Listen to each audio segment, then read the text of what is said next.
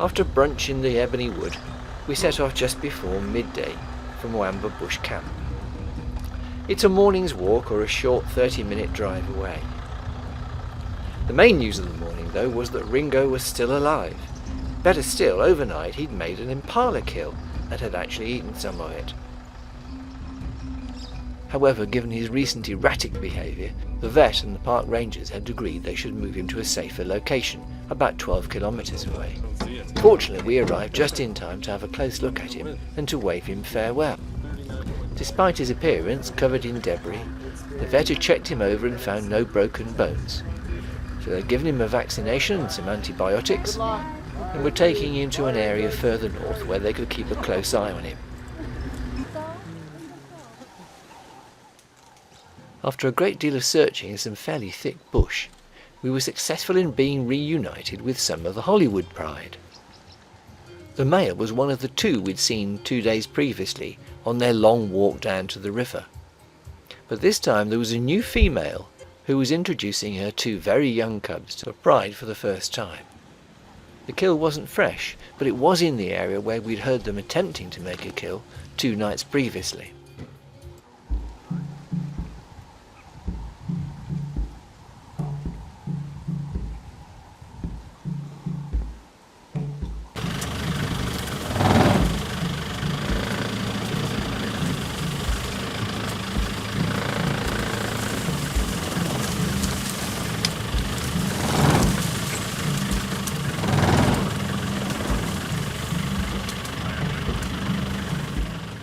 Given how cautious the Lioness was being in protecting her cubs, it was actually quite hard to find them, but eventually we managed to get a fleeting glimpse.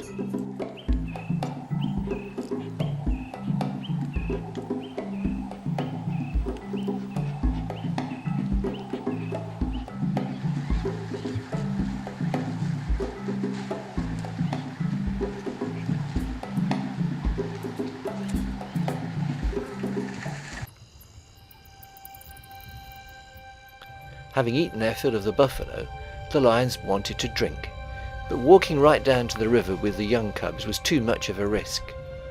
Fortunately, not too far away from where they'd been eating, there was a narrow gully in which there were a number of small pools which allowed them to drink in greater safety.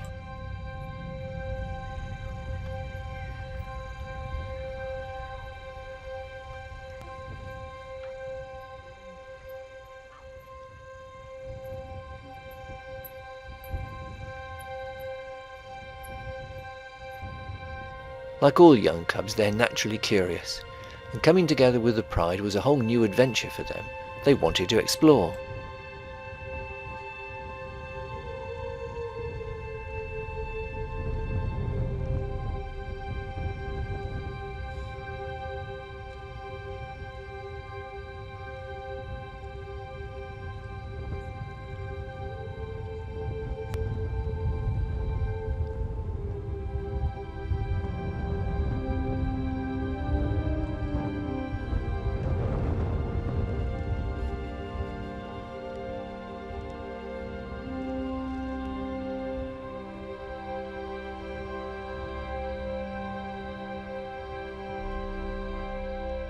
The problem was that while Mum was slaking her thirst, Dad had obviously got other things on his mind.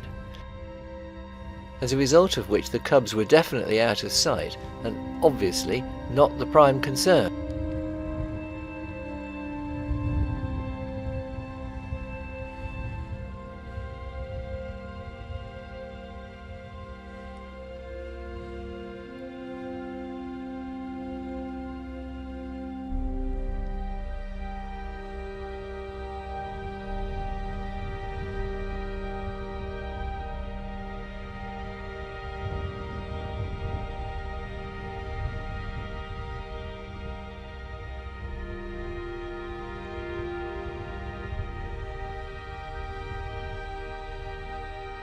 Fortunately, while Dad's getting the brush off, Mum has been a little bit more pragmatic. She's found the cubs again and bringing them back to the pride.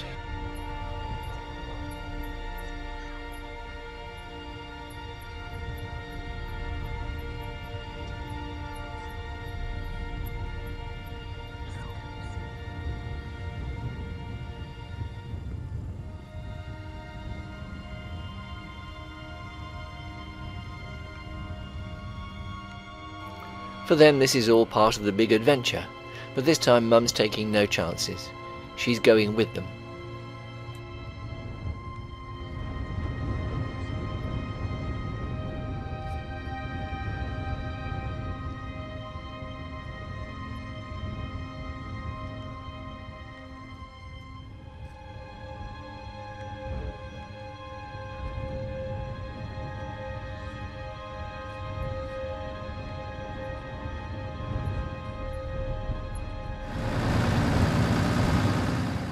Next morning our new guide Vic is taking us on a slightly different adventure. Rather than specifically looking for wildlife, we've gone to have a look at the landscape. For fairly obvious reasons, this spot is called Two Trees. The tree on the right, which is a sausage tree, has got its roots pretty much exposed, having been washed away in the rains. It's supporting itself by intertwining its own roots with that of its neighbour. In view now is the dry riverbed of the Mwamba. It's a tributary of the Luangwa, which will fill again as soon as the rain comes in late October or November. Another animal which is specific to eastern Zambia are the crochet zebra. They're a subspecies of the plain zebra, but don't have the dark shading between the black and white stripes. This young foal, however, has clearly got another problem on its mind. We watched it for some minutes trying to remove parasites by having a good scratch on this tree stump.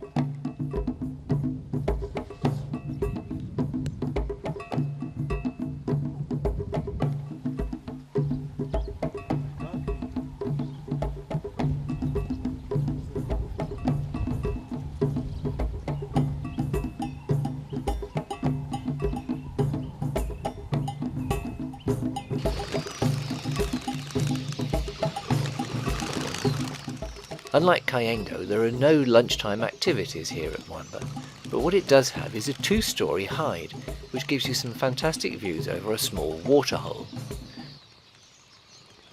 These small but rather beautiful laughing doves are giving a fantastic demonstration of how to drink quickly and move on before any predators might catch you.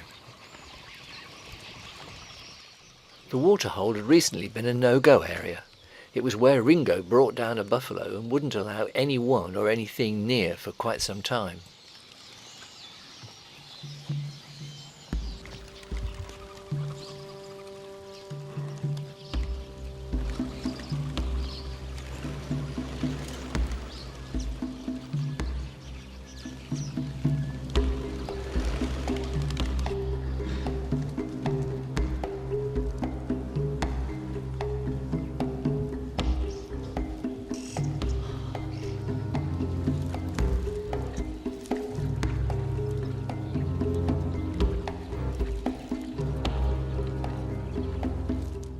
If the impala were skittish, which they were, then the kudu are ultra careful.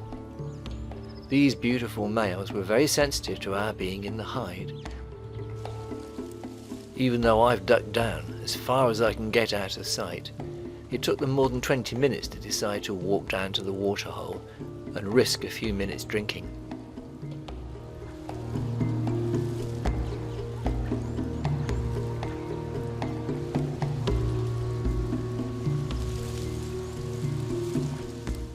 I guess being bigger than the females and having some pretty substantial horns gives them some security. The females, though, would take flight at the slightest disturbance.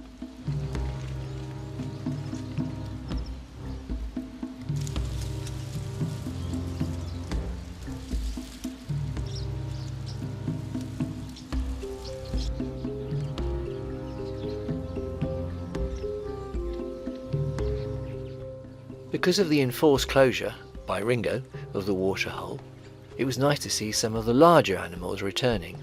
Just out of sight to the left there were 2 large hippo, and this young elephant is one of 2 who frequent the camp.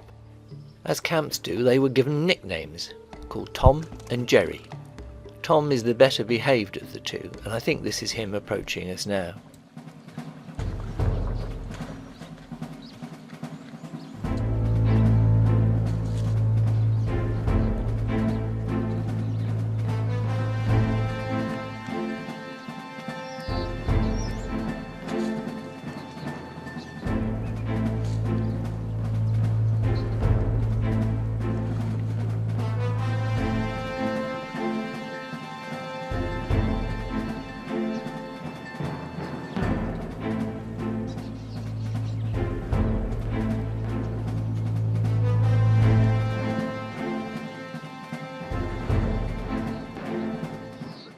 Although he was obviously well aware that we were in the hide, I assume he could smell us. He didn't hesitate to walk up and drink literally just a few feet from where we were sitting.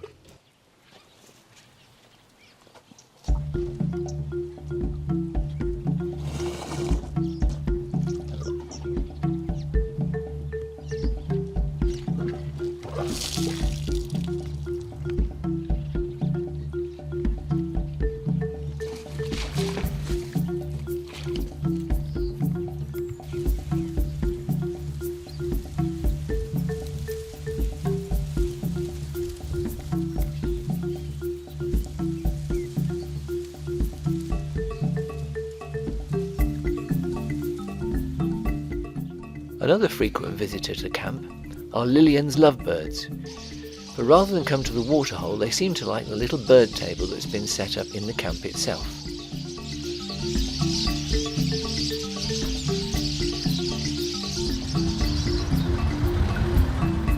A quite long afternoon game drive took us through this cathedral mopani to ABAB Forest. It had taken us about an hour to get here, but we were arriving just in time for sunset. He's doing it because he likes the cambium. He's taking it for a mineral, a supplement.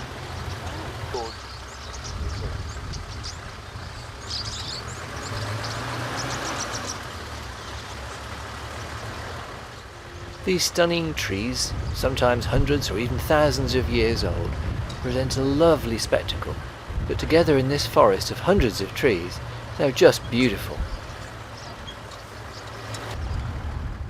When we asked how to age a tree, we were told as a rule of thumb, 1 metre of girth equates to 200 to 250 years.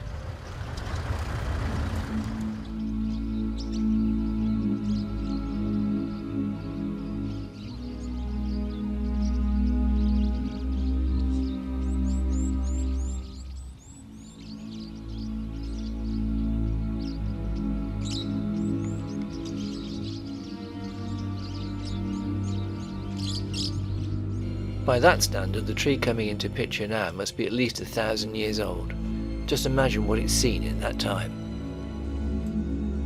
For us, the journey back to camp turned out to be quite a poignant end to the day.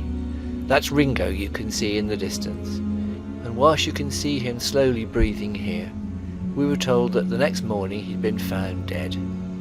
The old soldier had finally given up, and we were possibly the last humans to have seen him alive.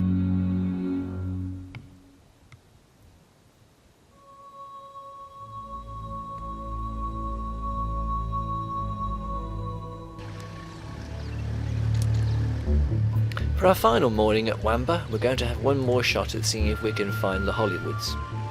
This is Lion Plain, and whilst they weren't here, we found them not far away down by the Luangwa, resting in the shade.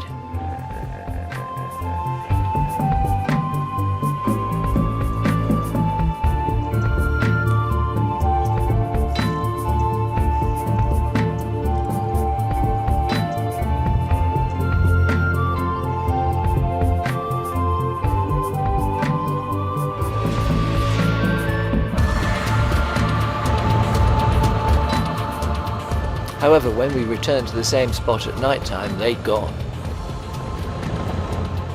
But it was no great hardship to sit and look at one of Africa's finest as the sun went down.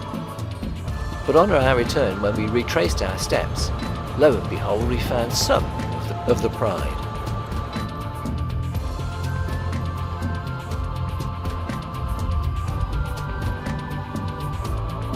Since we'd seen the lioness with her 2 cubs on the first day here, they'd gone missing, but obviously these trucks had seen something.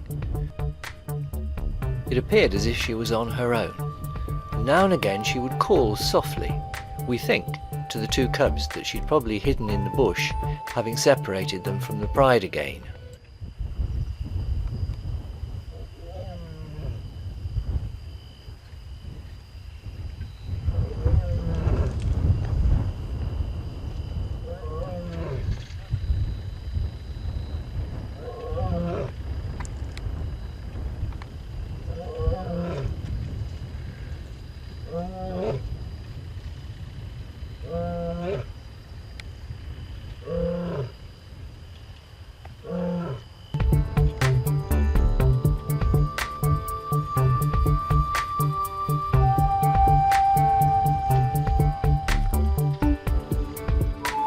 We followed her for as long as we could given the limitations of the access road, but had to give up and just hope that she was successful in finding them.